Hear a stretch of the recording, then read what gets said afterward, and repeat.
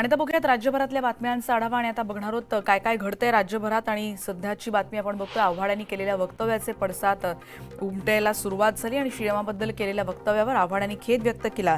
मी कधी इतिहासाचा विपर्यास केला नाही, जे बोललो ते अभ्यास करून बोललो असं ते म्हणालेत. आपल्या वक्तव्यासाठी त्यांनी वाल्मिकी रामायणाचा संदर्भ दिला आणि माझ्याकडे सगळे पुरावे असल्याचंही त्यांनी सांगितलं. तुमचा राम निवडणुकीच्या बाजारात, आमचा राम हृदयात असं म्हणत जितेंद्र आव्हाड यांनी भाजपला टोला लगावलाय. 22 जानेवारीपर्यंत देशात फक्त भावनांचा विचार केला जाईल, तर्काचा नाही अशी टीकाही त्यांनी केली. नको त्या विषयांवर बोलून वाद नको अशा शब्दात रोहित पवार यांनी आव्हाडांना सल्ला दिला होता आणि त्यावर बोलताना रोहित पवारांच्या वक्तव्याला मी फार महत्त्व देत नाही, ते लहान आहेत आणि त्यांची पहिलीच टर्म आहे असं प्रत्युत्तर आव्हाडांनी दिलं. आव्हाडांविरोधात भाजपनं आक्रमक पवित्रा घेतलाय आणि मुंबईत देखील घाटकोपर पोलीस ठाण्याबाहेर भाजपनं आंदोलन केलं. आव्हाडांवर गुन्हा दाखल करण्याची मागणी भाजप आमदार राम कदम यांनी केली. तर जितेंद्र आव्हाड यांच्या विधानाचा राज्यभरातून तीव्र निषेध होतोय. आव्हाड यांची प्रतिकात्मक अंत्ययात्रा पुण्यात काढण्यात आली. मतांसाठी हिंदू धर्मियांच्या भावना दुखावल्याचा आरोप यावेळी करण्यात आला. प्रसिद्धीसाठी वादग्रस्त वक्तव्य त्यांनी केलं अशी टीका सुरत चव्हाण यांनी केली. आव्हाडांनी महाराष्ट्राची नाही तर देशाची माफी मागावी अशी मागणीही त्यांनी केली. श्रीरामांचा अपमान करणाऱ्या आव्हाडांवर गुन्हा दाखल करावा या मागणीसाठी ठाणे जिल्हाध्यक्ष आनंद परांजपे यांनी वर्तकनगर पोलीस ठाण्यात ठिय्या आंदोलन केलं.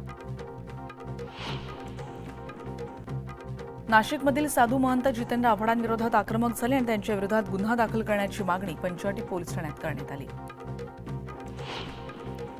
आणि वक्तव्यावरून राजेश टोपेंनीही मत मांडले. त्यांनी केलेलं वक्तव्य हा त्यांचा वैयक्तिक विचार आहे आणि त्याचा पक्षाशी काहीही संबंध नाही असं राजेश टोपे म्हणाले. आव्हाडांनी शिर्डीतल्या राष्ट्रवादीच्या शिबिरात केलेल्या वादग्रस्त वक्तव्यानंतर रामभक्त आक्रमक झालेत आणि धार्मिक भावना दुखावल्याच्या कलमाखाली गुन्हा दाखल करण्याची मागणी विहिप आणि बजरंग दलाच्या युवा कार्यकर्त्यांनी केली आहे. शिर्डीतच आव्हाडांविरोधात पहिली तक्रार दाखल झाली. इतरही बातम्या बघूयात. संभाजीनगरमध्ये सध्या सिल्लोड नगर परिषद महोत्सव सुरू आहे आणि यात गौतमी पाटीलच्या कार्यक्रमात तरुणांनी हुल्लडबाजी केली आणि यावेळी संतापलेल्या अब्दुल सत्तार यांनी माईक हाती घेत या तरुणांवर लाठीमार करण्याचे आदेश दिल्याचा व्हिडिओ समोर आला होता. यावर आता सत्तार यांनी दिलगिरी व्यक्त केली आहे. जितेंद्र आव्हाडांनी अजित पवारांवर केलेल्या टीकेचा सुनील तटकरे यांनी चांगलाच समाचार घेतला. अजित पवारांचं ऐकलं नाही म्हणून 53 पैकी 43 आमदार आज अजित पवारांसोबत आहेत असं वक्तव्यही तटकरेंनी केलं. मनसे अध्यक्ष राज ठाकरे यांची नाराजी मनसे पदाधिकाऱ्यांना चांगलीच भोवली आहे, कारण पदवीधर मतदार नोंदणी अपेक्षेप्रमाणे झाली नाही, त्यामुळे विभाग अध्यक्ष आणि शाखाध्यक्षांची उचलबांगडी करण्यात आली आहे. वडाळ्यातील 3 शाखाध्यक्षांना देखील पदावरून काढण्यात आलंय. मावळ लोकसभेच्या जागेवरून महायुतीत तिढा दिसतोय, कारण मुख्यमंत्र्यांच्या सभेपूर्वीच राष्ट्रवादीच्या अजित पवार गटाचे आमदार सुनील शेळके यांनी बारण्यांच्या उमेदवारीला विरोध केलाय आणि त्यांच्या मतदारसंघावरील दावा कायम ठेवलाय. त्यामुळे मावळच्या जागेवरून भविष्यात वाद निर्माण होऊ शकतात. मावळमधल्या जनरल मोटर्सच्या कामगारांच्या साखळी उपोषणाला पाठिंबा देण्यासाठी पृथ्वीराज चव्हाण इथे उपस्थित होते. त्यांनी कामगारांना पाठिंबा दिला. 94 दिवस झाले तरीही कामगार त्यांच्या बायका मुलांचं उपोषणाला बसलेत आणि महायुती सरकारला त्यामुळे पृथ्वीराज चव्हाण यांनी चांगलेच खडेबोल सुनावले. राजू शेट्टी आणि रविकांत तुपकर यांच्यातला वाद पुन्हा पेटलाय. पक्ष नेतृत्वाला न जुमानता तुपकर यांची भूमिका जाहीर ते करतायत असं मत राजू शेट्टींचं आणि त्यामुळे स्वाभिमानी शेतकरी संघटना आता फुटीच्या उमऱ्यावर आहे हे स्पष्ट झालंय. शिवसेनेनं आगामी लोकसभा निवडणुकीची जोरदार तयारी सुरू केली आणि मुख्यमंत्र्यांच्या शिवसंकल्प अभियानाला मावळमधून सुरुवात होणार आहे. येत्या शनिवारी किवळे गुप्ता मैदान इथे मुख्यमंत्र्यांच्या उपस्थितीत मार्गदर्शक मेळाव्याचं आयोजन करण्यात आलंय आणि यासाठी मैदानाचं सपाटी करण्याचं काम जोरदार सुरू आहे. लोकसभेच्या जागा वाटपावरून चर्चेत असलेली मावळ लोकसभा जागा वाटपाच्या आधीच भाजपने या जागेवर जागा ठोकत आता कंबर कसलेली आहे. महायुतीच्या सरकारमधले आणि शिंदे गटातील विद्यमान खासदार श्रीरंग बारणे इथे आहेत, पण जरी भाजपनं देखील यासाठी वेगळी तयारी केल्याचं आता दिसायला सुरुवात झाली आहे. सिंधुदुर्ग रत्नागिरी लोकसभा मतदारसंघात भाजपची बांधणी सगळ्यात जास्त आहे, त्यामुळे ही जागा आम्हाला मिळावी अशी आमची प्रामाणिक इच्छा आहे आणि आम्ही पक्षश्रेष्ठींकडे तशी मागणी केली आहे. 2019 मध्ये निलेश राणे इथे लढले होते आणि आताची आमची मतं आणि निलेश राणेंची मतं पाहता निश्चितच या मतदारसंघात ताकद आहे असं भाजप नेते तेली यांनी या मतदारसंघावर दावा करताना म्हटलंय. बंजारा समाजाची काशी असलेली पोहरादेवी इथल्या नंगारा वास्तूच्या उद्घाटनासाठी पंतप्रधान नरेंद्र मोदी 5 फेब्रुवारीला वाशिममध्ये येणार आहेत आणि राज्य सरकारनं दिलेल्या 593 कोटींचा निधीमधून होत असलेल्या विकास कामांचीही मोदी पाहणी करणार आहेत. पोहरादेवीचे महंत जितेंद्र महाराज यांनी याविषयीची माहिती दिली. हवामानावर आधारित असणाऱ्या पीक विमा योजनेअंतर्गत जिल्ह्यातल्या 81,000 केळी उत्पादक शेतकऱ्यांना विमा काढूनही अजून मिळालेला नाही आणि जोपर्यंत विमा मिळत नाही तोपर्यंत सर्वपक्षीय आमदार, खासदार आणि मंत्र्यांना गावबंदी तसंच मतदानावर बहिष्कार टाकण्याचा ठराव शेतकऱ्यांनी घेतलाय. जितेंद्र आव्हाड यांनी केलेल्या वादग्रस्त वक्तव्यानंतर भाजपनं आक्रमक पवित्रा घेतलाय. वाशिममध्ये आव्हाडांविरोधात निषेध करत जोरदार घोषणाबाजी करण्यात आली आणि कठोर कारवाई करण्याची मागणीही. गोंदियातील गोरेगाव तालुक्यातल्या गावामध्ये शेतात गेलेल्या 2 माणसांचा विजेचा शॉक लागून मृत्यू झाल्याची दुर्दैवी घटना घडली आहे. पण शेतात विद्युत तारेचा करंट कुणी आणि कशासाठी लावून ठेवला याचा तपास आता पोलीस करतात. पुढची बातमी नांदेडची. इथल्या 28 वर्षीय अक्षय वसुरे या तरुणानं जुगाड करून जुन्या वापरात असलेल्या स्कूटीवर बॅटरी बसवून कमी खर्चात एक नवीन प्रयोग केला. एकाच वेळी चार्जिंग आणि पेट्रोलवर चालणारी बाईक त्यांनी तयार केली आहे. धुळे शहराला पाणीपुरवठा करणाऱ्या नकाणे तलाव कोरडा ठाक पडलेला आहे आणि जलसाठा आटलाय आणि त्यामुळे येत्या काळात पाणीकपातीच्या संकटाला धुळेवासियांना सामोरं जावं लागणार आहे. 6,32,000 हेक्टरवरच्या पिकांचं मोठ्या प्रमाणात नुकसान झाले आणि अवकाळी पावसामुळे पश्चिम विदर्भातल्या 11 लाख शेतकऱ्यांना याचा फटका बसतोय. नुकसान भरपाईसाठी सरकारकडे मागणी केली पण अजूनही ती मिळालेली नाही, त्यामुळे शेतकरी चिंतेत आहे. नंदुरबार जिल्ह्यातल्या सांडपाणी आणि घनकचरा व्यवस्थापनाची कामं मार्च अखेरीस पूर्ण करून ही गावं हागणदारी मुक्त करावीत असे आदेश देण्यात आलेत. त्याचबरोबर या कामात दिरंगाई आणि टाळाटाळ करणाऱ्या संबंधित कर्मचाऱ्यांवर कारवाई केली जाईल असा इशारा देखील विभागीय आयुक्त राधाकृष्ण गमे यांनी दिला. सोलापुरात वाहतूक संघटनांकडून रास्ता रोको आंदोलन करण्यात आलं. ट्रक चालकांच्या बाबतीत केंद्रानं पारित केलेल्या कायद्याचा निषेध करत हा कायदा रद्द करण्याची मागणी वाहन चालकांनी केली. गेल्या 10 वर्षांपासून साखर कारखान्यांचं केमिकलयुक्त पाणी शेतकऱ्यांच्या शेतात गेल्यामुळे शेती नापीक होऊन बंजर होण्याची आता शक्यता आहे आणि त्यामुळे पाटबंधारे विभागाच्या कॅनलमध्ये पण देखील आता जेव्हा पाणी सोडलं जातं तेव्हा शेतकऱ्यांच्या शेतात ते जातं आणि त्यामुळे पिकांचं मोठं नुकसान होतं. या कारखान्यांना कारवाई करायची मागणी सातत्यानं इथले गावकरी करतात. पुढची बातमी. अयोध्येमध्ये श्रीरामाच्या मूर्तीची प्राणप्रतिष्ठा होणार आहे आणि याच पार्श्वभूमीवर चंद्रपूर जिल्ह्यातले सामाजिक कार्यकर्ते रमेश राजूरकर यांनी परिसरातल्या गावांमध्ये विविध मूर्तींचं दान केलंय. गुरुदेव सेवा मंडळानं देवणी देवस्थानात श्रीराम, हनुमानजी आणि शंकर पार्वती, विठ्ठल रखुमाई आणि तुकडोजी महाराज यांच्या मूर्तीचं वाटप करण्यात आलं. बीड जिल्ह्यातली पाणीस्थिती बिकट असंच म्हणावं लागेल, कारण 143 लहान मोठ्या धरणांमध्ये 18% इतका पाणीसाठा शिल्लक आहे. उन्हाची तीव्रता वाढती आणि फेब्रुवारी अखेरपर्यंत पाणीसाठा तळ गाठू शकतो असा अंदाज प्रशासनानं वर्तवलाय.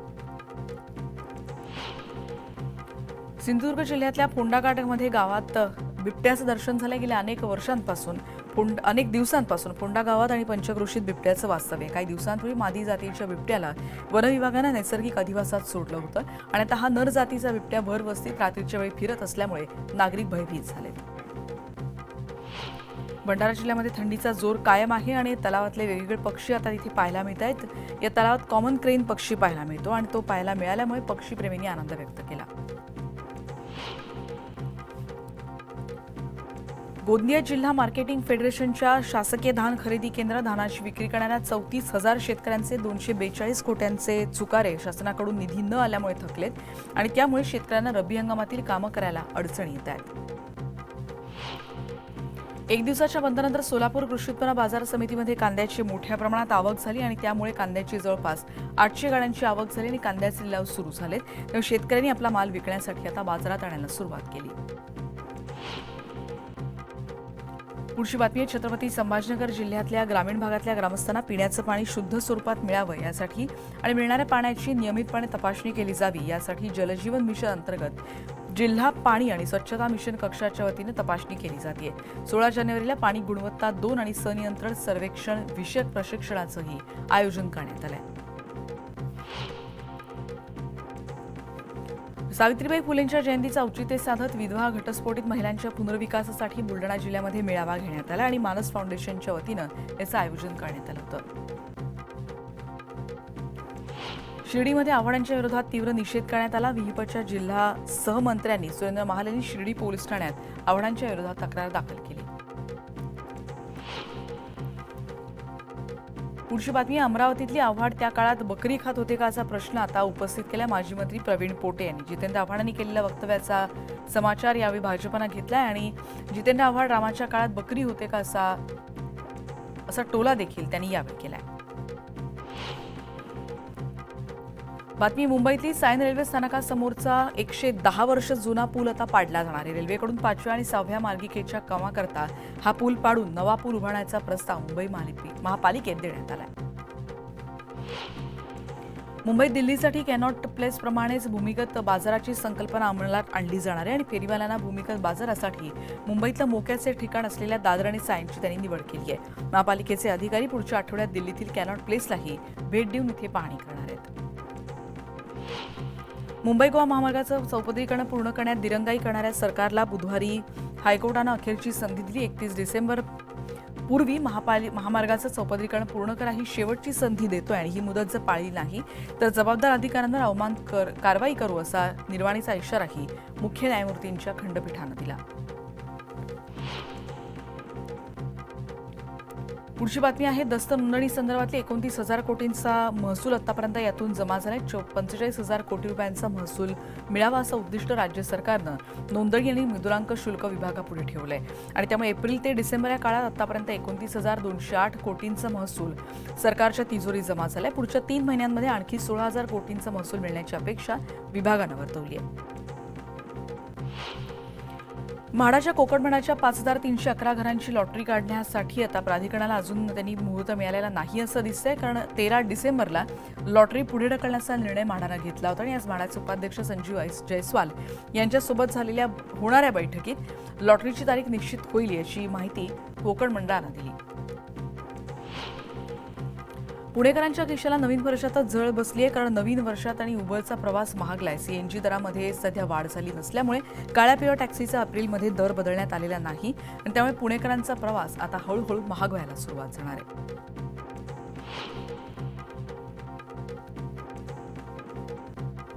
भारतात गेल्या 14 वर्षात देशातल्या विमान प्रवाशांच्या संख्येनं आजवरचा सर्वोच्च उच्चांक गाठलाय. गेल्या वर्षी म्हणजेच 2023 या गेल्या वर्षात तब्बल 15,20,00,000 नागरिकांनी विमान प्रवास केला.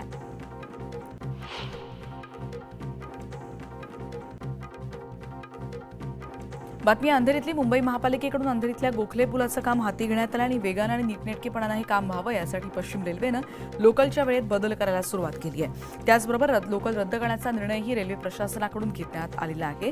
बदलत्या वेळापत्रकाचा मात्र प्रवाशांना फटका बसू शकतो.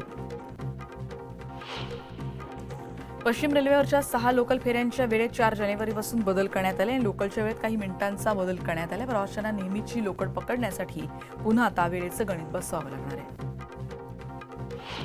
पालिकेकडून वाजत गाजत सुरू करण्यात आलेल्या मुंबईच्या सौंदर्यीकरणाचा आता बोजवा लावणार आहे, कारण सौंदर्यीकरणाचं काम मार्च 2023 पर्यंत पूर्ण होणं अपेक्षित असताना 80% काम पूर्ण झालंय. या दरम्यान या क्रमांकावर केलेल्या 750 कोटींचा चुराडा देखील झाल्याचं कळत आहे.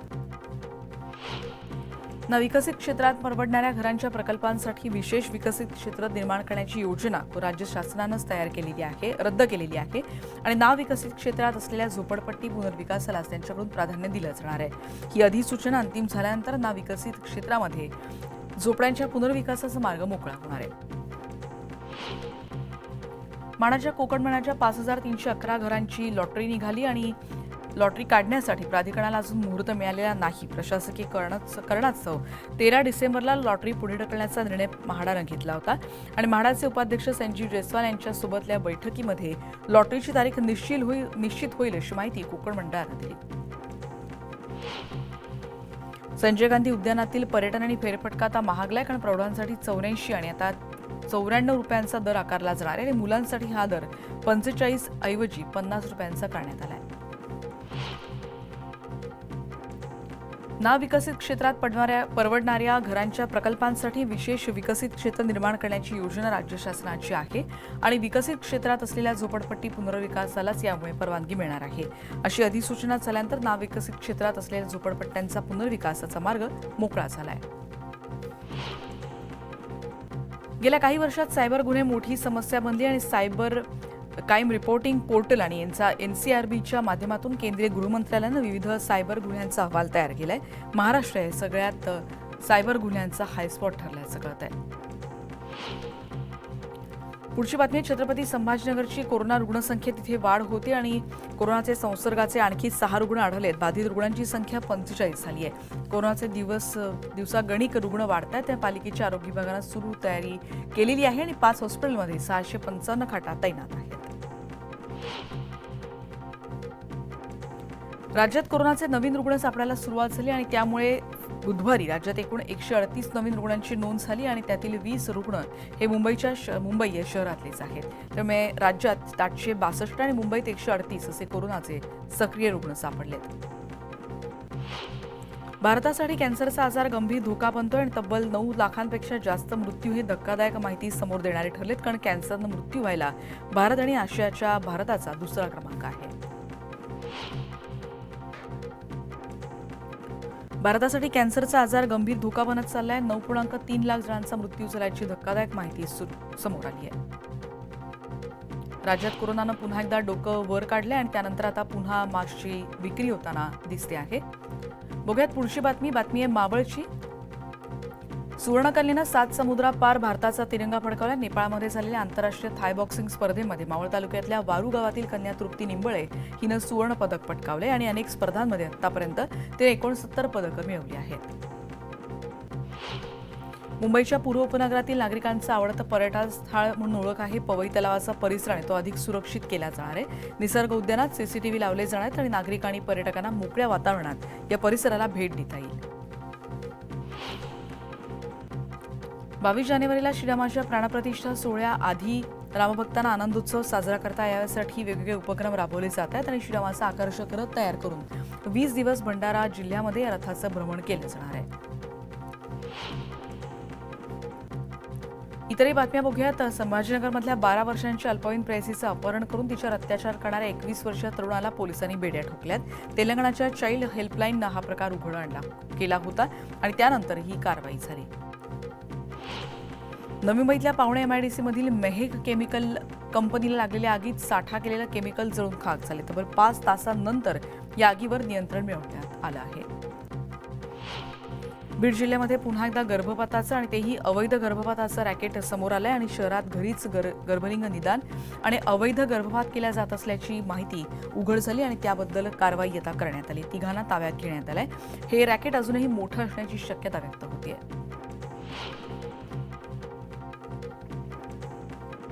पुढची बातमी आहे बीडची. धक्कादायक प्रकार इथे समोर आला. उस्तर महिला गर्भवती असल्यापासून तिच्या कोणत्या चाचण्या करण्यात आल्या नाहीत आणि आरोग्य विभागानं केलेल्या दुर्लक्षामुळे या बाळंत महिलेचा जागीच मृत्यू झाल्याची माहिती कळतेय. बाळ सध्या सुखरूप आहे आणि त्यामुळे महिलेची मृत्यूची चौकशी व्हावी अशी मागणी आता सामाजिक कार्यकर्ते तत्वश्री कांबळे यांनी केली. फिरायला नेण्याच्या बहाण्यानं तिनं अल्पवयीन मुलींवर बलात्कार केल्याची घटना सांगलीतून समोर आली आहे. 27 डिसेंबरला ही घटना घडली आहे. संबंधित लॉज चालकासह 3 संशयित आरोपींवर पोक्सो अंतर्गत गुन्हा दाखल झालाय.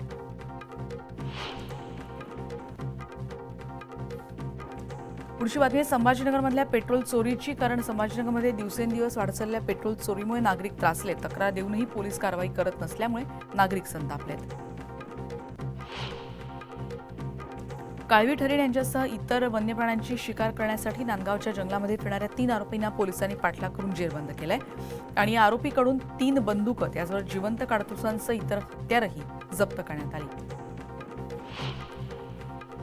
आणि नंतर एक ब्रेक घेऊन इतर बातम्यांचा पुन्हा भेटणार आहोत. पहा फक्त न्यूज 18 लोक.